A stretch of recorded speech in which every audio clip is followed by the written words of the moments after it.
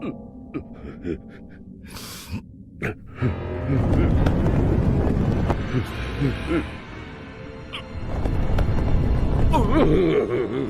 の王になるだと？小僧。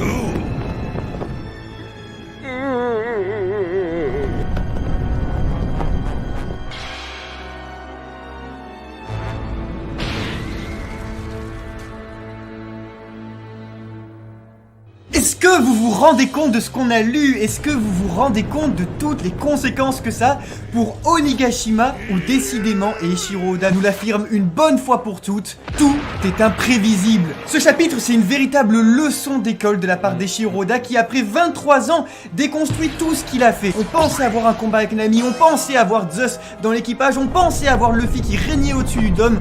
Rien de tout cela, car il nous dit aujourd'hui que seul le chaos importe. C'est des pirates contre des pirates, oubliez les guerres rangées de Marineford. Aujourd'hui, tout ce que vous trouverez, c'est l'anarchie. Bonjour tout le monde et bienvenue au Mon Corvo, voici Kitaro et voici Kamakalo. Et bienvenue dans notre analyse complète du chapitre 1013 de One Piece, où la défaite n'a jamais été aussi belle et importante. Une chose est sûre, ce chapitre change énormément de choses et il était obligé pour nous de lui faire honneur en réalisant la meilleure analyse possible. C'est pourquoi vous pouvez vous abonner dès maintenant à la chaîne pour nous encourager. C'est peut-être qu'un abonnement pour vous, mais pour nous ça signifie énormément. De toute façon, si vous le faites pas, Kaido s'occupera de vous. Tant qu'à faire, on lance un petit appel caritatif. Un pouce bleu est égal à un soutien pour Luffy. On compte sur vous pour en avoir le plus possible, car il en a besoin. L'anarchie terrifiante de Kid et Big Mom, l'épopée d'un petit nuage, et puis surtout, la véritable leçon de la créature la plus puissante au monde. Car l'on raconte qu'en 1v1, Kaido gagnera.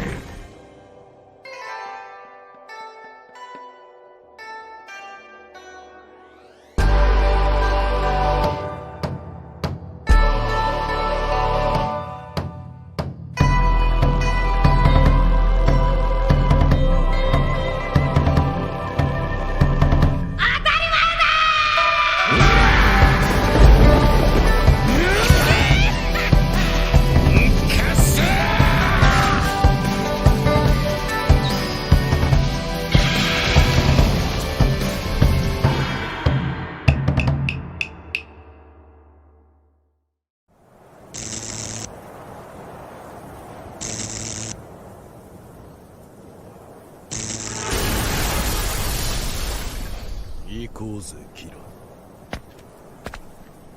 仲間を取り戻しに。俺たちは Pirate à la fierté débordante, Eustace Kid et ses 470 millions de berries étaient jusqu'à son entrée dans le Nouveau Monde au sommet de la pire génération, la plus dangereuse, violente, agressive et puissante des supernovas, qui sera humiliée, rabaissée, déshumanisée et brisée, perdant un bras contre un empereur et jeté en prison par un autre. Un changement radical pour celui qui ne comptait plus ses victimes et qui aujourd'hui est un énième pirate séduit par la volonté du chapeau de paille. Alors Kid fera quelque chose qu'il n'aura jamais fait, compter sur quelqu'un, sur un allié, acceptant que Monkey D. Luffy est plus grand et plus fort, et qu'il est le seul à pouvoir blesser Kaido. Très bien, sa proie ne sera plus l'empereur mais l'impératrice. Il le sait, il n'a aucune chance, mais la colère ça le connaît. Ainsi, le chasseur s'illustre deux fois, la première en mettant sa fierté de côté et la seconde en affrontant seul un empereur. Aujourd'hui, l'heure est donc à la vengeance musicale punk, où les attaques de Kid feront toute référence au genre musical, comme Gibson pour la célèbre marque de guitare, Rotten pour la dentition du chanteur du groupe Sex Pistols John Lydon, dit Johnny Rotten, et enfin Vicious pour Sid Vicious, bassiste du même groupe punk qui offrira ainsi un 1013e titre à One Piece. Où Anarchy in the Big Mom fera référence au titre Anarchy in the UK, reflétant la volonté de destruction de la supernova colérique et la folie traumatique de l'impératrice totalement imprévisible et émotionnellement instable. Une rencontre donc explosive entre deux entités surpuissantes. Cela tombe bien, les deux se connaissent, et Big Mom pourrait nous apprendre lequel des Sweet Commanders Eustace Kid a réussi à blesser avant de s'emparer de ce dont il avait besoin, comme expliqué au chapitre chapitre 928. Après une intervention de Katakuri, Cracker et Snack à Whole Cake Island, là serait enfin au tour de Smoothie et ses 932 millions de berries d'intervenir sur Onigashima contre Kid qui l'aurait blessé à l'œil droit et qu'elle cacherait depuis sous ses cheveux. Un combat qui permettrait à Kid d'obtenir une victoire difficile mais possible et ainsi posséder une prime dépassant le milliard après Onigashima. Mais pour cela, le ministre des Jus doit déjà affronter son premier adversaire, la cascade de Wano. Faites la rencontre de Hera, nouvelle homise de l'empereur qui se dévoile enfin. La reine des dieux et femme de Zeus dans la mythologie s'en va le dévorer afin d'hériter de ses pouvoirs. Cette action n'est pas sans rappeler le fait que Cronos dévorait ses enfants dans la mythologie grecque et qu'également Prométhée était puni par Zeus pour avoir donné le feu aux humains. Ici, Prométhée punit Zeus pour avoir donné sa foudre à un ami. Hera adopte quant à elle la plastique fantasmée des objets vivants du maître mangaka.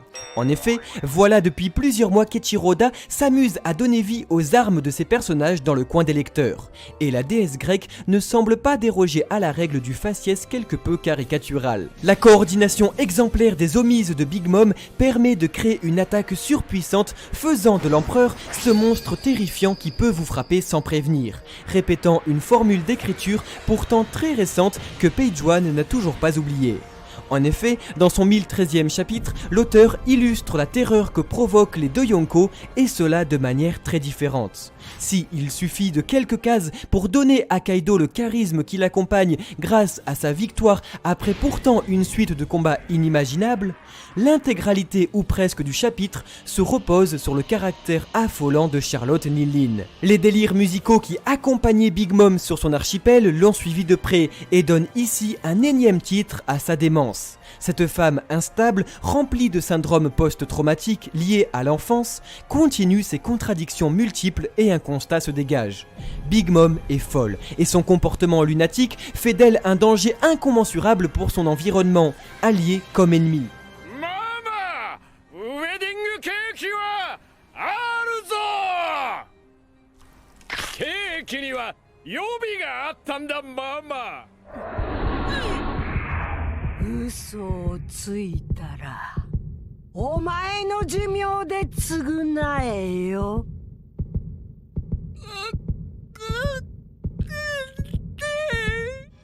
La peur de l'abandon, si profondément ancrée en elle, l'a fait devenir instable envers même ses propres enfants et amis.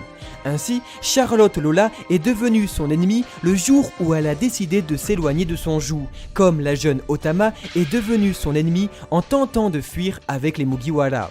Afin d'illustrer l'égarement spirituel de Lin, Oda décide habilement de disperser dans l'espace des fragments de son âme, faisant d'elle une hydre au caractère multiple et un cerveau qui se conjugue au pluriel. Oui, Big Mom n'est pas toute seule. Sa versatilité d'esprit invite à la manipulation comme seul moyen de survie, tant rien n'arrête ce personnage. Car des années après l'expression de leur pouvoir, absolument personne ne sait comment Kaido et Charlotte Nilin peuvent être vaincus. Pour couronner le tout, la folie de l'empereur s'illustrera par les choix d'un de ses propres fragments d'âme désireux de l'attaquer.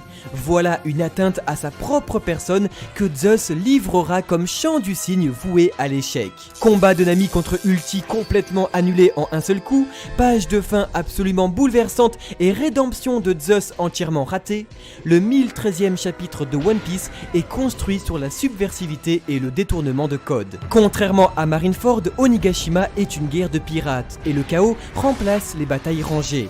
Rien n'est écrit et tout peut arriver. Rien n'a jamais été aussi improbable et instable. Ainsi, à l'image de Big Mom, le climax de Wano Kuni emprunte un chemin que nul ne peut prévoir.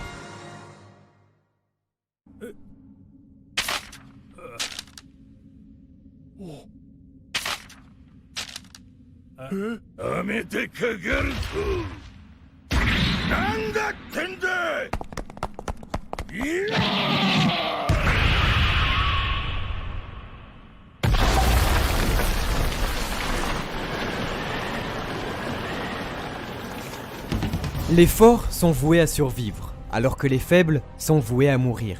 Telle est la réalité de ce monde. Comment vous dire? Cet homme cherchait à mourir. Seulement, personne n'a jamais été capable de le tuer, et lui-même s'amuse avec la mort. L'on raconte que si quelqu'un veut se battre, qu'il le fasse contre lui. Car de toutes les créatures vivantes sur Terre, dans les airs ou dans l'eau, il est la plus puissante de toutes. Il est Kaido au 100 bêtes, le plus puissant pirate du monde. Ainsi, Monkey D. Luffy subit sa deuxième défaite face à l'Empereur Dragon, après sa première il y a 2 ans et demi au chapitre 924. Après pourtant un entraînement important, une maîtrise de l'armement et la découverte du haki des rois revêtus, l'aube de ce monde n'aura pas réussi à éclairer la nuit éternelle et Wano Kuni reste donc plongé dans les ténèbres. Une double défaite qui ne sera pas sans rappeler celle contre le tout premier obstacle insurmontable du chapeau de paille, Mr. Zero Crocodile, qui aura demandé à notre capitaine 3 affrontements de suite au pays d'Alabasta. Crocodile était le premier des Shichibukai à tomber de ses mains, et Kaido en sera le premier empereur.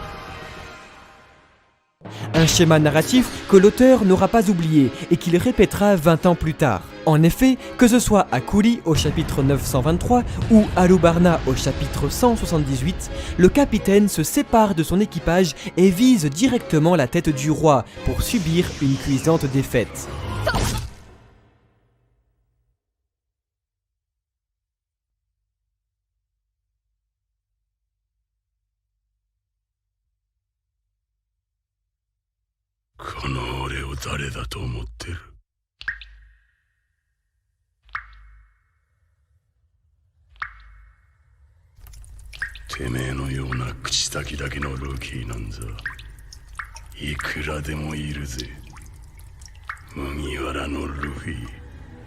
Mais la volonté du dit dans son sang, il n'abandonnera pas et retournera à la fin de l'arc affronter seul le roi,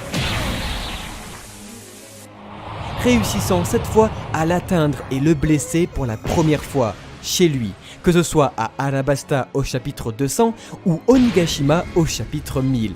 Seulement, c'est au final une deuxième défaite totale qui attend le chapeau de paille.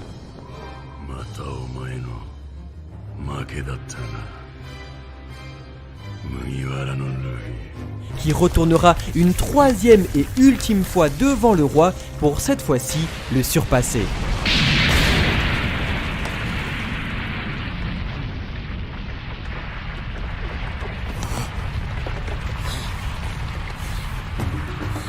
Alors, une troisième rencontre entre Luffy et Kaido est déjà très attendue. Mais la volonté du mangaka ne sera ici, contrairement à Alabasta, non pas que Luffy surpasse Kaido, mais uniquement le fasse tomber. Il est donc très satisfaisant de voir un auteur fidèle à ses propos en 2018. Quand j'ai fait rentrer en scène Kaido, l'un des 4 empereurs, je me suis dit qu'il ne pourra jamais être battu. Mais je devais trouver une solution pour Luffy. J'ai donc trouvé une idée de comment il pourrait être battu, et je pense que cela plaira à tout le monde. Car de toutes les créatures vivantes sur Terre, dans les airs ou dans l'eau, il est la plus puissante de toutes, et l'aura déjà démontré en gagnant contre 9 fourreaux rouges, dont 2 Sulong enragés, et 5 supernovas, dont 3 qui posséderaient le haki des rois, l'un qui maîtrise l'observation et l'armement, et un autre qui possède une des 21 lames les plus puissantes au monde.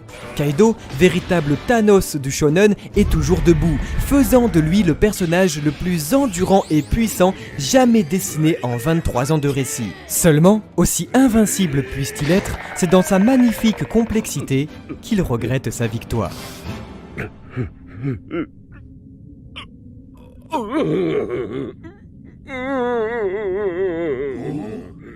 Une sensibilité rendant le personnage encore plus profond, car lui aussi dans la défaite. En effet, si l'empereur aux 100 bêtes retient ses larmes, c'est que lui aussi a perdu la chance de briser la volonté du dit et d'en faire sa subordonnée. Seulement le problème, c'est qu'ils n'abandonnent jamais, ou du moins ne savent pas abandonner. Alors le seul moyen était de leur tirer une balle dans la tête, ou bien de la leur couper.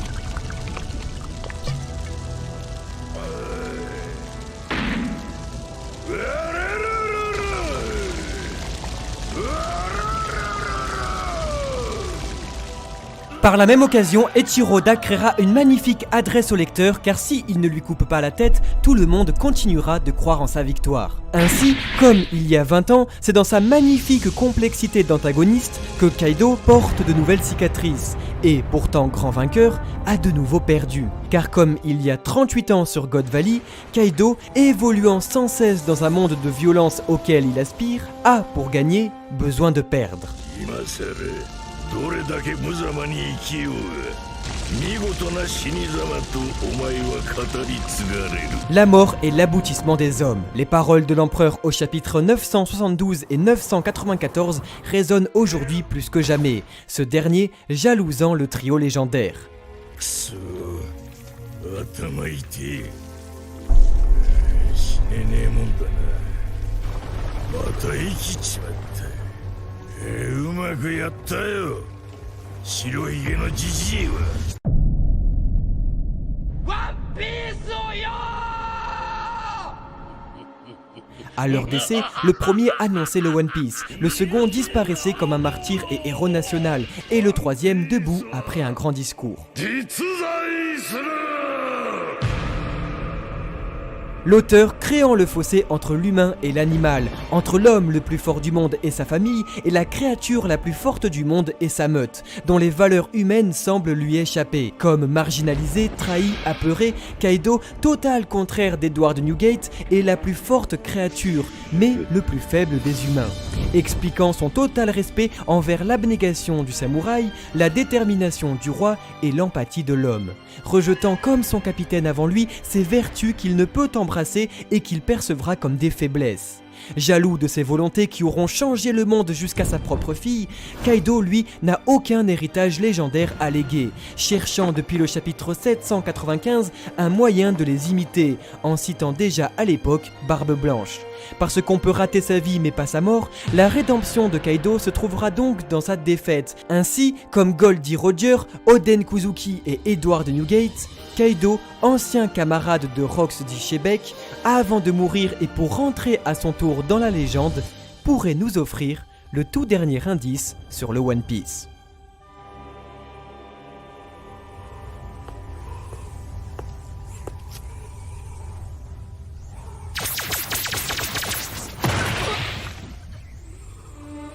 De nouveau vaincu, Luffy aura besoin d'être sauvé, aura besoin de l'aide de quelqu'un et pourrait être récupéré par Momonosuke qui, depuis les 10 derniers chapitres, nous aura démontré une grande aptitude à écouter et repérer la voix de toute chose.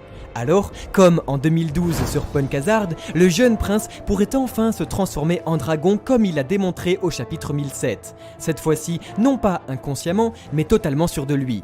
La boucle serait bouclée et le dragon porterait le roi sur ses épaules au tout début et à la toute fin de son intrigue. Également, la flotte au chapeau de paille pourrait, en voyant la vivrecarde de Luffy diminuer depuis plusieurs heures, intervenir sur Onigashima pour déclencher leur fameux incident annoncé depuis le chapitre 800 il y a 6 ans. C'est la question de la semaine. Comment voyez-vous donc Luffy se faire sauver? Par Momonosuke, la flotte ou en atterrissant directement sur Wano? Dites-le nous en commentaire sous la vidéo pour qu'on puisse connaître vos théories. Yamato, quant à elle, rejoindrait son père sur le toit pour l'affronter dans un combat de Zoan mythologique entre le tigre blanc royal entreaperçu au chapitre 996 et le dragon azur, les deux animaux étant opposés et représentent le yin et le yang bouddhiste. Une énième rencontre avec l'empereur invaincu qui pourrait nous offrir enfin des révélations sur leur intimité, leur relation père-fils avec des flashbacks sur la vie de Yamato, mais surtout celle de Kaido.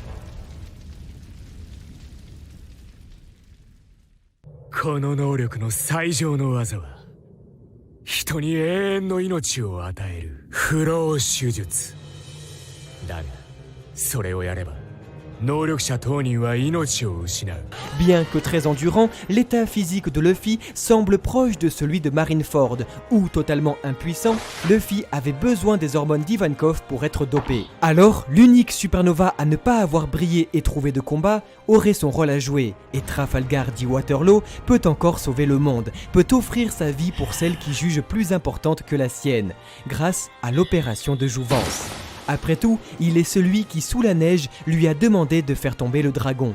et c'est ensemble qu'ils le feront. Même si l'ennemi est invincible, que la situation n'a jamais été aussi catastrophique et que des sacrifices ont été et seront nécessaires, il est l'aube de ce monde et le futur roi des pirates, car depuis le tout début jusqu'à la toute fin, nous ne cesserons jamais de croire en sa victoire.